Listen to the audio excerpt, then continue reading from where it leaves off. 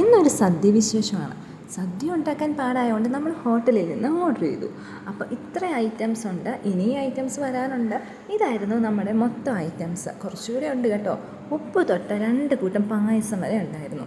ഉപ്പ്, നെയ്യ്, ഉപ്പേരി, ശർക്കര വരട്ടി, അച്ചാറുകൾ, ഇഞ്ചിത്തീയൽ, ബീട്രൂട്ട് പച്ചടി, കിച്ചടി, ഓലൻ, അവിയൽ, കൂട്ടുകറി, തോരൻ, അങ്ങനെ ഒരു നീണ്ട നിര തന്നെ ഉണ്ടായിരുന്നു.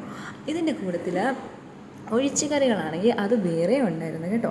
അപ്പം നമുക്ക് കിട്ടിയതൊരു പേപ്പർ ഇലയാണ്. പക്ഷേ നമ്മൾ മലയാളീസ് അല്ലേ, ഒരു വാഴയില അങ്ങ് ഒപ്പിച്ചങ്ങ് എടുത്തു.